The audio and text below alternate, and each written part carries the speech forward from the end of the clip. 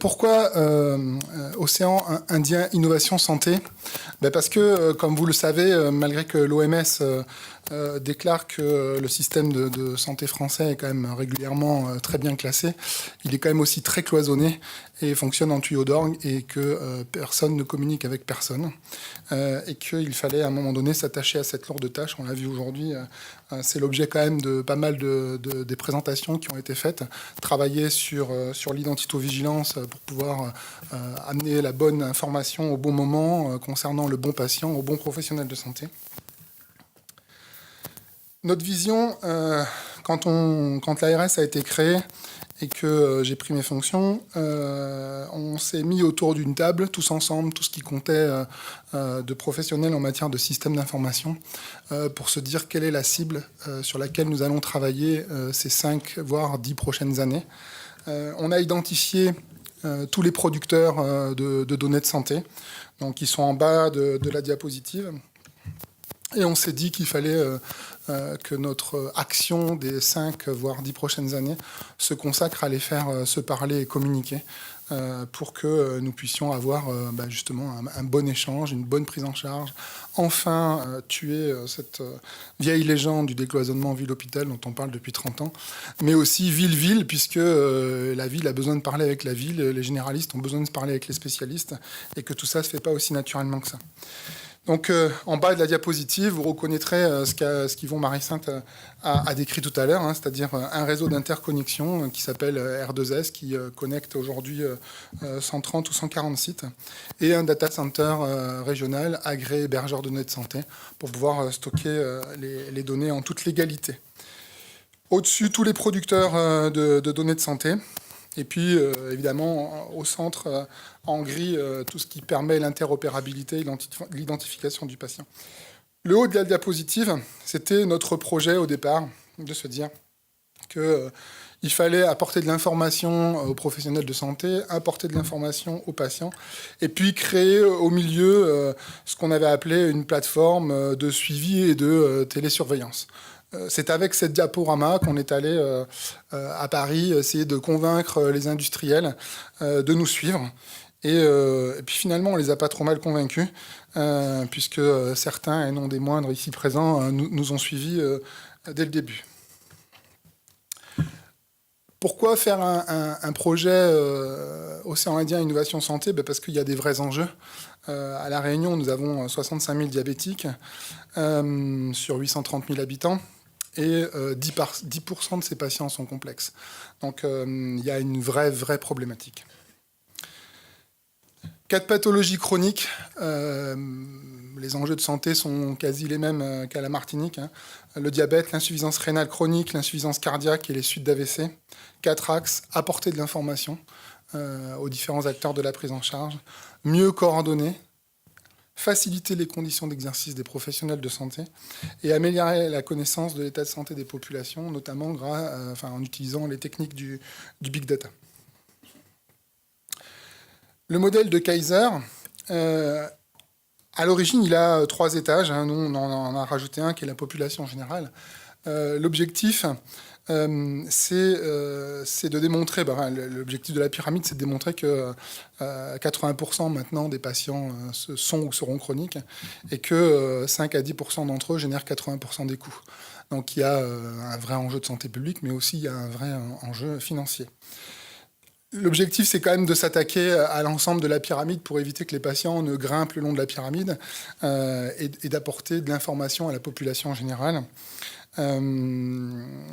Et d'essayer aussi de la classer avec de la segmentation, qu'est-ce qui, dans la population générale, fait partie de la population à risque. Donc moi, par exemple, je suis à risque, je suis un peu bedonnant. Je pense que si je ne me mets pas à courir, je suis bon. Il n'empêche que, malgré tout, il va falloir qu'on accompagne cette prise en charge pour faire comprendre aux patients qu'il faut modifier leur comportement. Donc c'est long. Faire de la prévention, c'est pas uniquement former des experts, c'est ce qu'on fait le mieux en France. On forme des experts sur la lutte anti-tabac. Je ne sais pas s'il y a des fumeurs parmi vous. Vous savez exactement ce que produit la cigarette sur vos poumons, et vous n'arrêtez pas de fumer pour autant. Bon, bah, les diabétiques, c'est pareil, hein. Globalement, on forme des gens sur la nutrition. Ça ne fait pas changer leur comportement. On forme des gens aussi à l'éducation sexuelle. Ça ne fait rien du tout. Sans doute parce qu'on n'utilise pas les bonnes méthodes. Et utiliser les bonnes méthodes, c'est faire changer les comportements. Et faire changer les comportements, c'est très long. C'est pas en distribuant des flyers, c'est pas en distribuant des préservatifs dans les boîtes de nuit. C'est en travaillant vraiment sur le long terme. C'est un processus long qui fait qu'on passe par l'échec, on recommence. Et puis au bout d'un moment, on ne sait pas pourquoi. Il y a un petit processus dans le cerveau qui fait qu'on s'arrête de fumer. On met un préservatif. Et on commence à faire du sport. Territoire de soins numériques, comme je vous le disais en résumé, c'est 4 grands axes. Donc la partie orange, c'est apporter de l'information, information aux 3 strates de la population, hein, population générale, population à risque et patient. Et puis aussi aux professionnels de santé, on s'est rendu compte que malgré tout le savoir, la formation initiale et la formation continue, il y a des fois des professionnels de santé qui ne sont pas très à l'aise sur la prise en charge de nos fameuses 4 pathologies chroniques. Le deuxième axe, ça a été d'apporter, si possible, un dispositif d'appui à la coordination. Alors, il y a des endroits où ça se passe. On a vu tout à l'heure une MSP où là, effectivement, il y a de la coordination. Nous aussi, à La Réunion, on a quelques endroits comme ça où des professionnels de santé se sont regroupés et ils font très bien ces actions-là. L'idée, ça a été de dire... Mettons en place une plateforme territoriale d'appui à la coordination qui vienne en support des médecins traitants. Quand ils veulent, évidemment, assurer ce rôle de coordination, ils le jouent et ils le jouent très bien. Mais quand ils sont un peu débordés par leur exercice quotidien, ils peuvent s'appuyer sur une ressource. Le troisième axe, c'est faciliter les conditions d'exercice des professionnels de santé. Alors, c'est pas le cœur des structures qui ont formé les ARS. Hein. Elles ont été formées avec les ARH, les DAS, les DRAS. Finalement, la médecine de ville, c'était pas vraiment notre cœur de métier. Et donc, on a encore du mal à travailler avec la médecine de ville. Et quand on travaille avec eux, ils connaissent évidemment l'assurance maladie, mais les ARS... c'est loin, c'est pas en vert, enfin c'est pas génial. Mais quand on va travailler à leur côté, quand même, on voit qu'il y a des vrais besoins qui sont pas toujours satisfaits, qu'il y a des vraies problématiques, et que notre devoir, c'est aussi d'apporter des solutions pour que les professionnels de santé se concentrent sur ce qu'ils savent faire le mieux, c'est-à-dire la production de soins, et pas le dépannage de leur outil informatique, de leur bousin de carte vitale ou de leur patte réseau qui ne fonctionne pas et qu'à chaque fois qu'ils appellent quelqu'un, on le renvoie sur l'autre. Donc il y avait une vraie problématique à travailler sur ces axes-là. Et puis enfin, le quatrième axe, c'était valoriser toutes les données qui sont produites par notre système de santé, qui en produit beaucoup, mais qui ne sont absolument pas valorisées. Donc on ne fait pas ce travail de segmentation, hein, parce que la nature est quand même assez formelle, on va tous mourir de quelque chose. Donc on est tous à risque de quelque chose, mais on ne sait pas. Donc la question c'est, est-ce qu'avec ces bases de données qui grandissent chaque jour, on peut arriver à avoir une médecine prédictive et au moins éviter les pathologies qui sont évitables. Celles qui ne le sont pas, on ne peut rien faire, mais en tout cas essayer de faire ce travail-là. Du projet à la mise en œuvre, une fois qu'on avait écrit notre feuille de route, il fallait la mettre en œuvre. Donc on a travaillé en fonction des strates à offrir des services pour chaque strate de la population. Comme je vous le disais, apporter à chaque étage des services qui soient dédiés. Une feuille de route. On vient de terminer la version 1, qui était une version très technique. On va vers une version 2 où on va mettre en place le dispositif d'appui régional avec, vous voyez, des petits outils comme Qui me suit, Le Compagnon et Lien. Qui me suit, c'est un projet qui a été porté par les URPS de La Réunion qui permet d'avoir l'équipe de soins du patient, ou celle qu'il connaît, qui est dans sa proximité, son pharmacien, son infirmière, son médecin, son psychologue. Il a ça sur un petit code barre, ce qui fait que chaque personne qui intervient est capable de savoir quels sont les autres professionnels de santé qui interviennent. L'idée, c'est que notre projet, ce ne soit pas une espèce de machine à engloutir les patients où ils partent dans un système et on ne les revoit plus. C'est que les professionnels qui travaillent à la coordination du patient, ils sont identifiés et c'est eux qui sont sollicités pour la coordination de leurs patients. Lien, c'est l'idée que tous les comptes rendus des établissements sortent et puissent irriguer la médecine de ville, ce qui ne se faisait pas naturellement, ce qui est quand même bizarre. Et le compagnon, c'est l'élément manquant de l'interopérabilité entre les différents systèmes, notamment entre logiciels de gestion de cabinet et puis l'ensemble des petits outils qui pourront apporter de l'information aux professionnels de santé. La version 3 qui est prévue pour juin, c'est la mise en place des espaces portails de santé, notamment à destination des professionnels. Pour les populations, ça viendra sans doute un peu plus tard. Et puis notre fameux PAC Sérénité, c'est un peu un nom de convention obsèque, mais c'est vraiment à destination de la sérénité des professionnels de santé. Et puis tout au long, on travaille sur cette brique qui est l'outil décisionnel. Dès maintenant, on commence à travailler avec notamment les services de la région.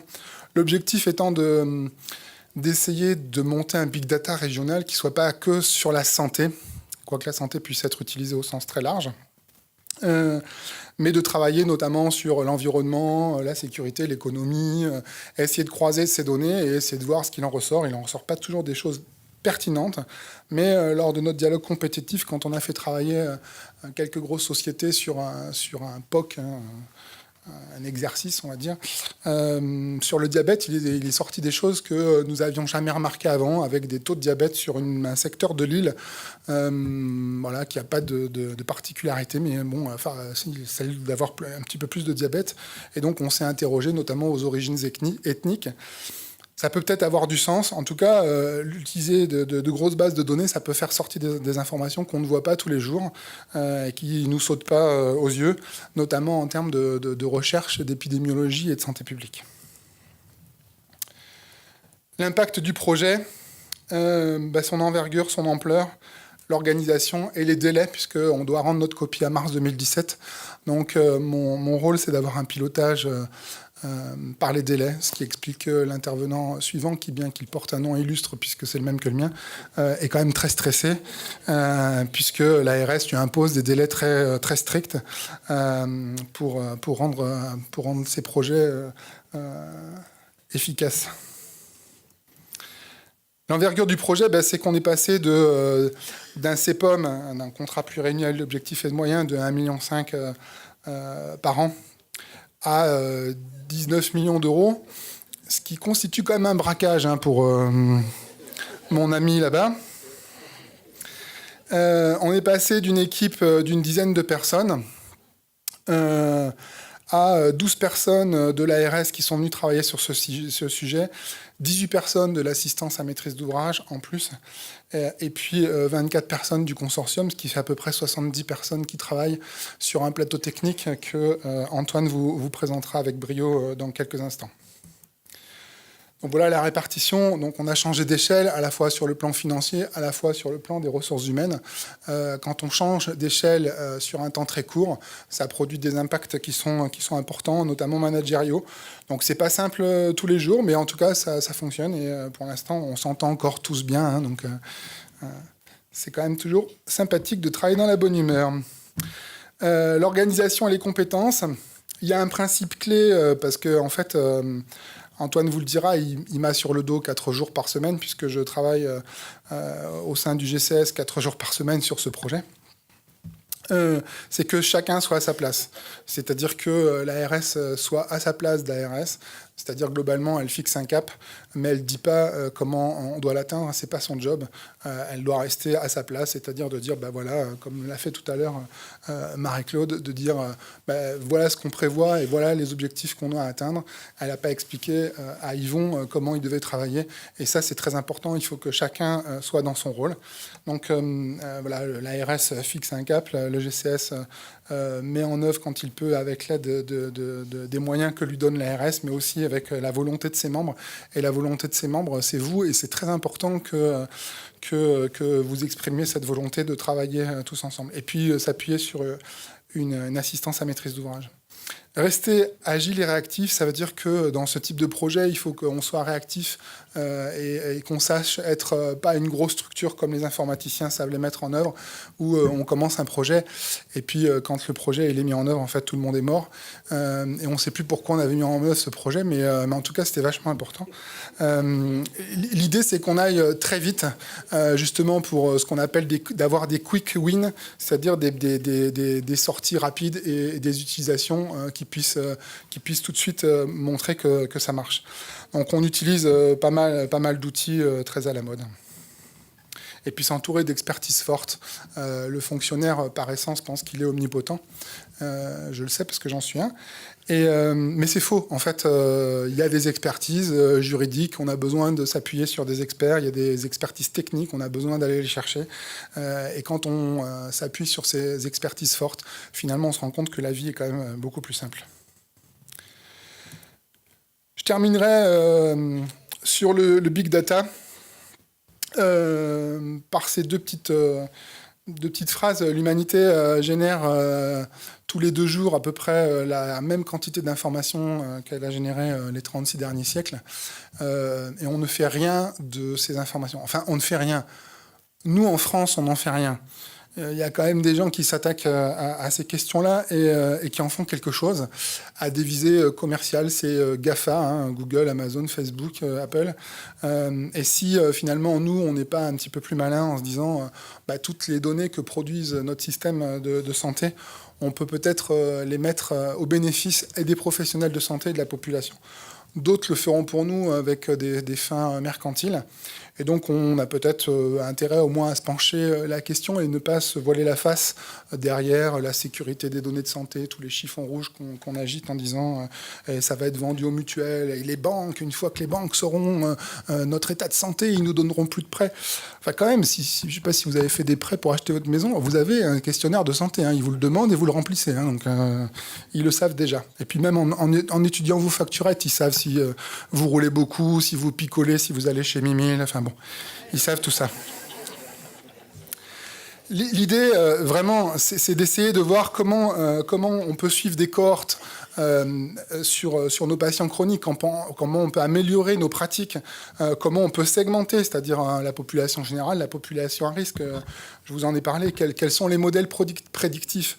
Ça a vraiment du sens de travailler sur ces données-là. On peut arriver à croiser des données et voir que finalement, les données de santé, elles concernent aussi les données environnementales, et que quand on vit à côté d'un champ de bananes ou d'une vigne dans le sud de la France, il y a des effets sur notre santé et que tout ça n'est pas si neutre que ça et qu'on le paye bien des années plus tard. Et vous savez ici, bien plus qu'ailleurs, ce que je sous-entends. Le big data, voilà, c'est l'idée de regrouper toutes les données, notamment toutes celles qui existent, et puis d'essayer de les redistribuer à nos fameux producteurs de données de santé pour qu'ils soient régulièrement informés. Donc j'avais pas dit, mais je voulais faire deux citations. Donc je vais faire celle-là. Tout d'abord, toute personne qui n'a jamais commis d'erreur, n'a jamais tenté d'innover, je nous encourage à faire des erreurs parce que comme le disait ce matin le directeur de l'ARS, on a besoin de prendre en main sérieusement notre avenir en matière de e-santé. Et donc, on a besoin d'innover et d'accepter de faire des erreurs. On en fera, mais c'est pas grave. Il faut qu'on sorte de notre modèle, de mettre beaucoup d'argent dans des modèles qui s'écroulent et de justifier qu'on avait raison en continuant de mettre de l'argent. Je pense qu'il faut savoir couper les branches. Quand on a mis de l'argent dans un endroit et qu'on voit que c'est une connerie, il faut accepter de dire qu'on s'était trompé, d'arrêter de mettre de l'argent et d'en mettre là où on en a besoin.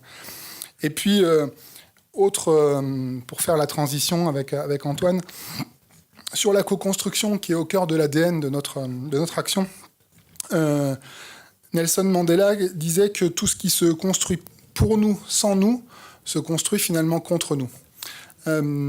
C'est en prenant en compte cet adage qu'on a vraiment voulu travailler, et Antoine va vous le montrer tout de suite, avec les professionnels de santé.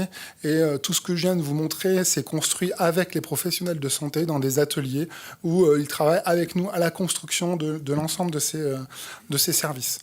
Voilà, j'en ai fini. Je vous remercie de votre attention.